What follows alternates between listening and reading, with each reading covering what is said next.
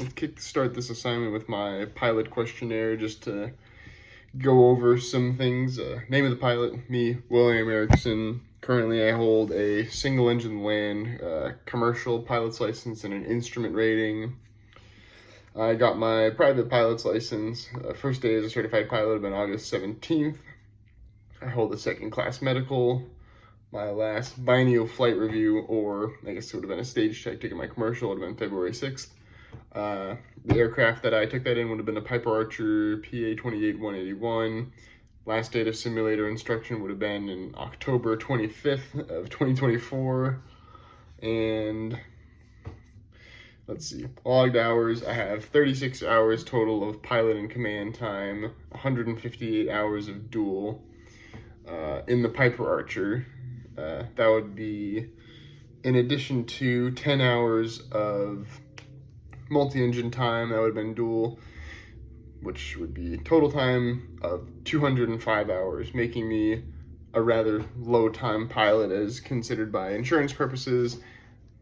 Education, I go to UND. That's not as important. Okay, so I want to go over some risk calculations to see what the likelihood of getting into a specifically loss of directional control scenario. So I'll just go from the standpoint of this is me, reflecting on this.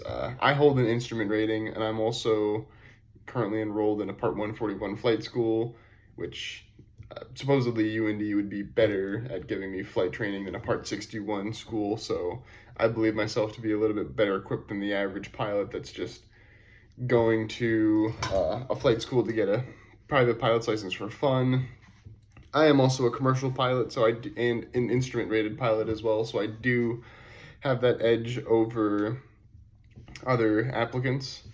As far as the severity of a loss of directional control scenario, generally speaking, pretty catastrophic.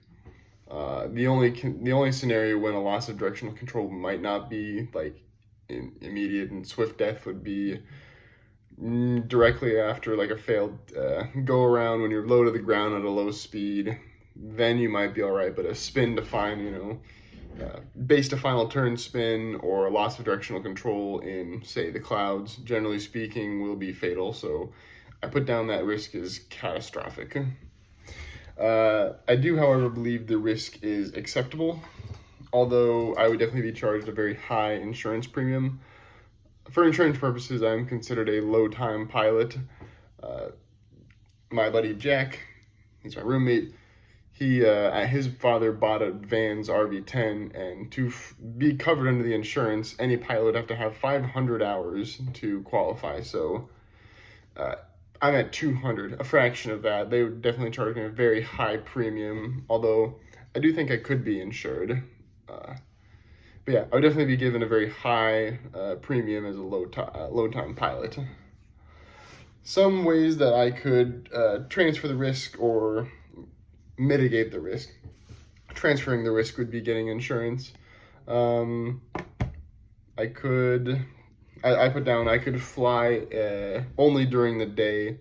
The aircraft is day and night equipped, however, it is not instrument equipped. So flying in North Dakota, honestly, at night, there's very little visual references outside of the cockpit. You might as well be flying in instrument conditions in some scenarios. So at least around here, I would not fly an not instrument equipped aircraft at night. That's one way I could reduce the risk. I could also get spatial disorientation training, since that's specifically the issue we're investigating here. I have personally done spatial disorientation training here at UND. Not only do I know about all the illusions that could potentially occur to me, when they could occur to me, so I'm very conscious, hey, I'm flying at night, there's cloud layers, there's potentially sloping terrain with lights on it, that could create a false horizon. I know that. I've also gone into the spatial disorientation trainer and experienced what an illusion would feel like. I've actually experienced them in flight before, so I'm more aware of how they feel and when they happen. And also, I'm an instrument-rated pilot, so I know how to recover from these bad scenarios. But that's two ways I could reduce the risk of a loss of directional control incident from happening. Some instances of fraud, I could have pencil whipped in some hours, like, hey, you need 400, 500 hours to get a lower insurance time. Cool. The insurance company wasn't there during my flight training. I could just put down all these hours. That would be fraud. Definitely would get me dropped from the coverage if anything were to happen. I could have also lied about flight reviews, flight hours, like recent flight hours. Maybe I'm not a proficient pilot, or maybe I'm not a current pilot. In some circumstances, not me, thankfully, an applicant could lie on their application about previous accidents. Like, hey, no, I wasn't in an accident. Maybe they were involved in an accident. Thankfully, that isn't me. Yeah, those are some ways I could reduce, risk, ways I could get qualified.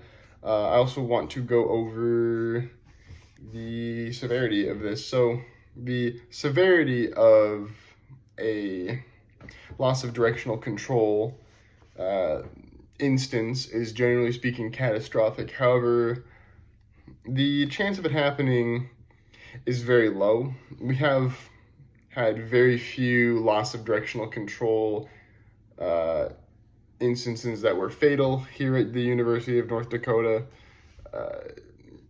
Any crashes that did occur that were fatal were not due to loss of directional control, and the ones that do happen, generally speaking, have been non-fatal.